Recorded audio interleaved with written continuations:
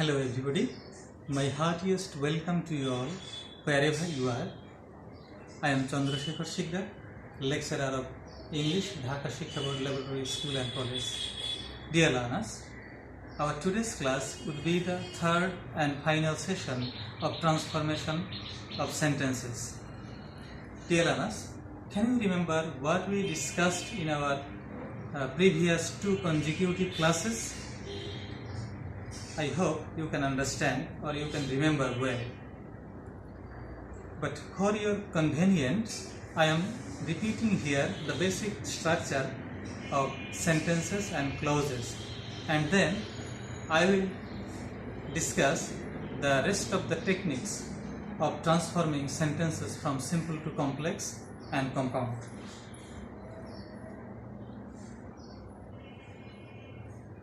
Okay.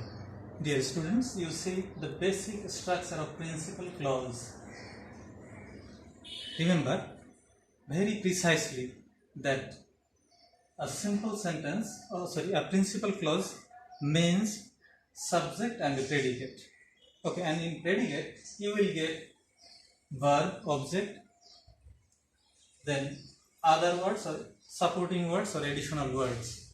In the example, I will get you some stamps. Here I subject will get verb, you object, and some stamps.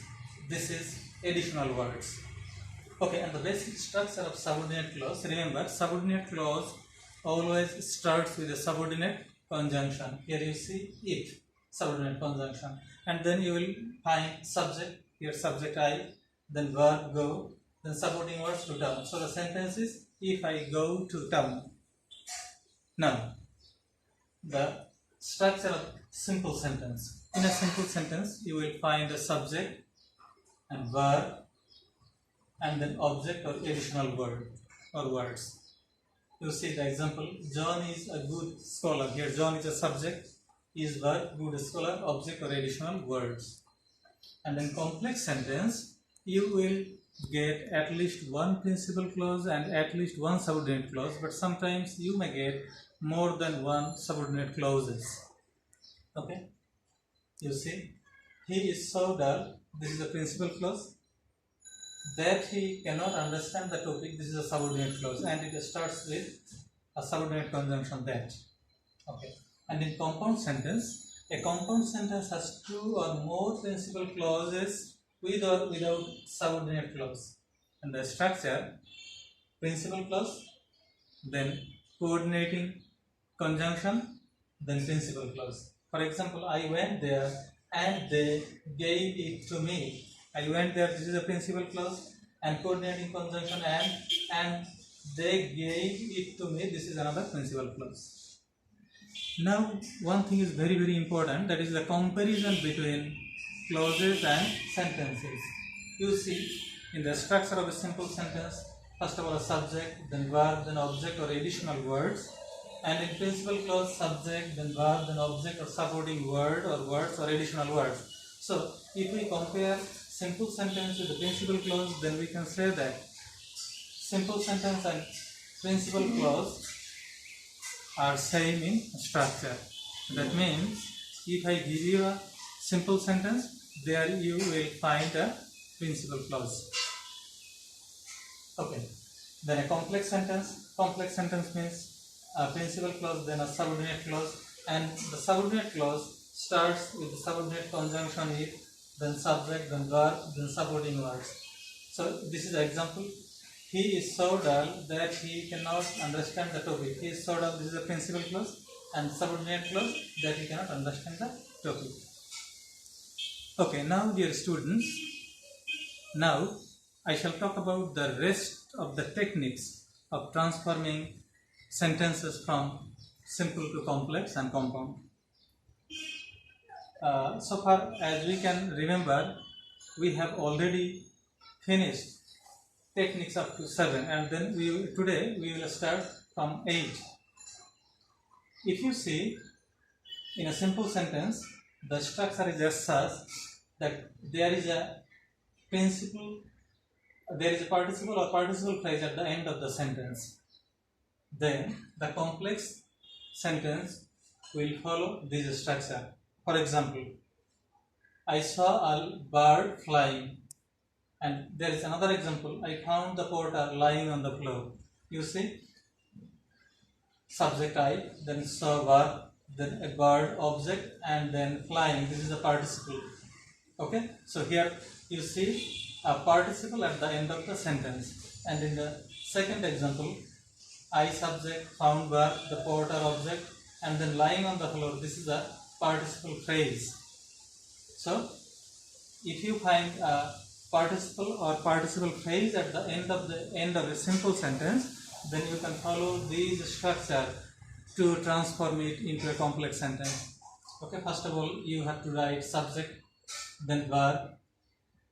You see, subject I, then verb saw, then object, a bird, and then relative pronoun. In our last class, I told you which relative pronoun, that means which or who, which one you should use.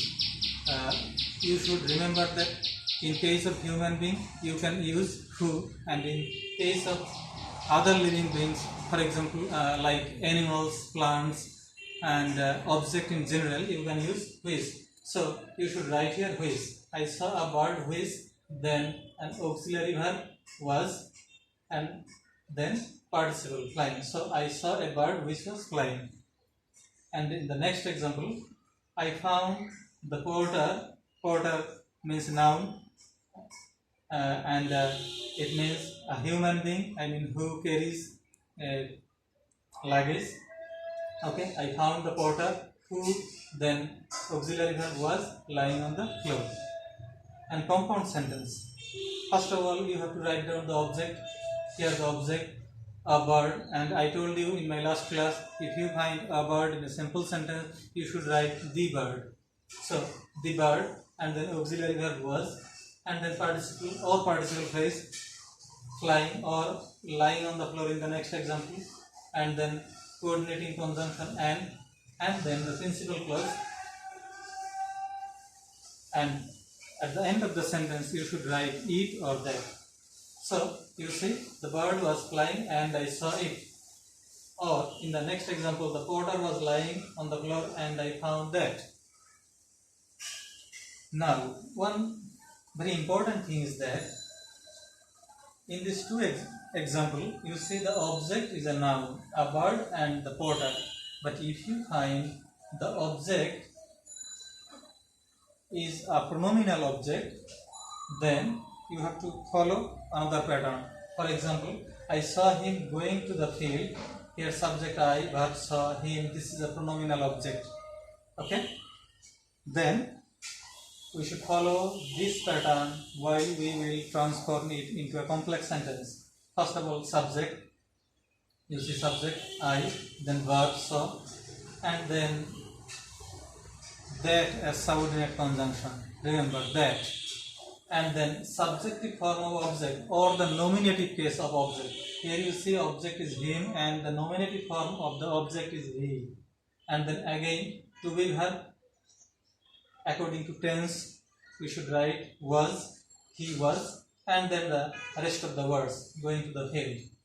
Okay, there is another formula, you can follow these also, and that is, first of all you need to write subject, then verb, then object. I saw, subject, verb, I, subject, saw, verb, then he, object. Okay, and then when. Instead of that, now we can write when as subordinate conjunction. When. Then again, nominative case of the subject of object. Him is object and nominative case he. I saw him when he, and then to be verb was, and then the additional word. Okay, was going to the field. So I saw him when he was going to the field. Okay, now compound sentence. The same structure you can follow: object, then auxiliary verb, then participle or participle phrase, and then and as coordinating conjunction, and then principal clause, and finally it or that. So he was going to the field and I saw it or that. Now dear students, technique number 9. This is very common and interesting. Without plus gerund. Gerund means ing with verb. Okay. So you see the example. Without reading regularly, you can't pass the exam. Okay.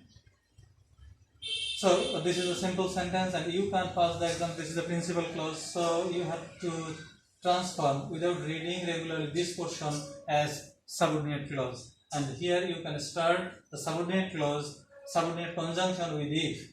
So we can write if, then subject. Here subject is you, if you, and then you need verb.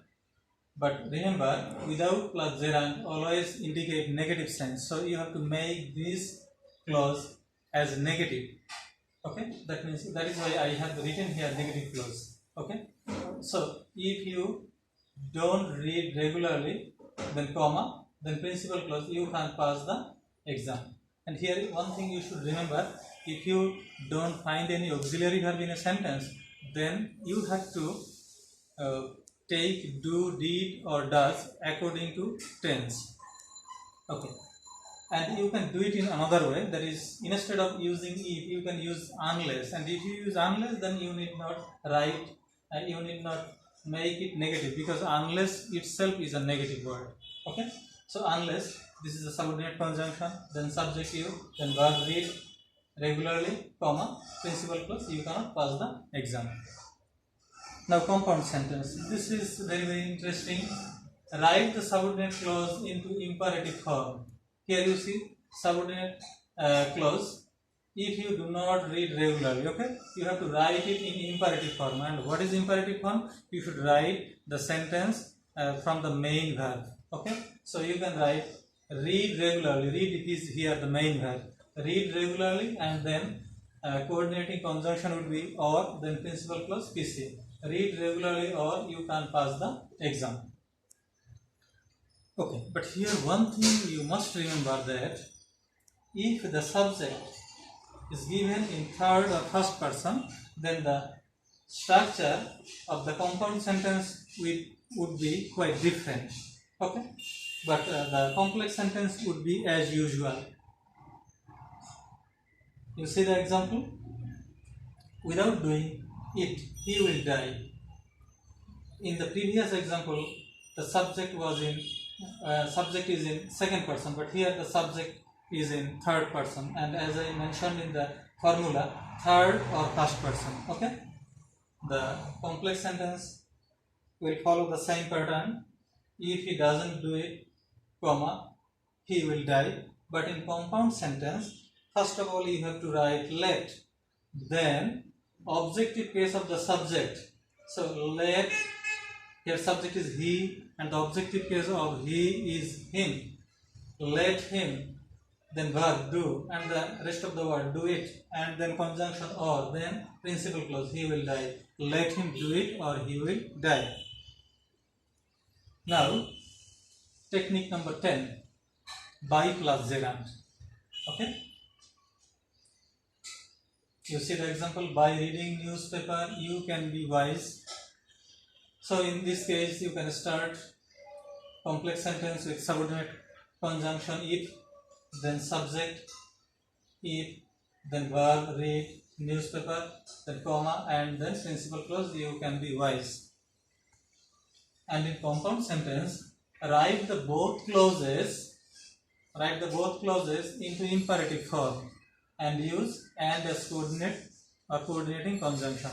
You see, if you read newspaper, here main verb is read, so you can write read newspaper conjunction and then again you can be wise. Here be is the main verb, so you can write be wise. So you can write read newspaper and be wise.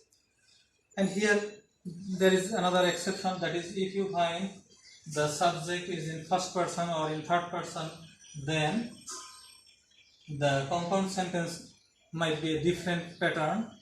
Okay, you see the example, by rising early I will have enough time to study. Here the subject is first person, so the complex sentence will follow the same pattern, I mean previous pattern. If I rise early, comma, I will have enough time to study. But in compound sentence, first of all you need to write let. So let, then again objective case of subject I, so you can write me, then verb rise, and the rest of the words. Let me rise early, and then conjunction, coordinating conjunction, and then the principal clause, I will have enough time to study. Okay, these are the most common and basic techniques of transforming sentences from simple to complex. Now, to be good at in transforming sentences, you need to practice it more and more at home. So I hope you will practice it at home regularly. Then you will get a good command over this topic. So thank you very much. Bye.